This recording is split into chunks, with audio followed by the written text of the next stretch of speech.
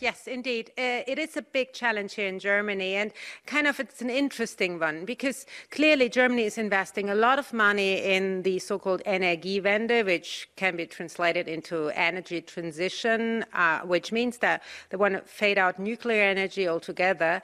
But at the same time, we have huge problems to reach those climate targets which we have set ourselves. So I'm now joined by Michael Sen, who is a board member of Siemens and an expert on renewable energy and utilities. Well, thank you very much for joining us. We were just saying that Germany is due to probably missing the climate targets, but at the same time investing so much money. So why is that? Where are those challenges? Yeah, first of all, good morning from my side also to London. Let's put this into context. I think it is way too early to already judge on whether we're missing out on something where we are in the midst of a journey. You yourself called it Energiewende or energy transition. And what we see actually is an underlying trend that there's a societal need for decarbonization. We're having more and more distributed and decentralized energy power generation systems. And there we are transitioning indeed from a conventional world to a new, what I would call new energy world. And with the help of technology, and Siemens has a wonderful portfolio to accompany that journey, that I'm confident that not only this country, that many nations, but also companies will fulfill their targets going forward with the help of efficient technology. Let's talk about decarbonization, and we need to talk about coal. It is a striking figure how much Germany is actually using coal still. Why is that, and what needs to change? If we again think about an energy transition, it means that we are transitioning from a conventional world to a new world. And that transitioning period is not happening with the flip of a switch. It takes many, many years. And coal has been a traditional source for power generation in this country, as it is in many more countries, and has also helped and supported the wealth and the industrialization of the last couple of decades. By the same token, we see that we have emerged a lot of players in new industries, renewable industries like us, for example, where we are leading in this very, very exciting industry, which is growing. If you think about future demand, not looking back, but looking towards the future, new capacities online are going to be renewable. They're going to be incrementally coming from wind and from solar.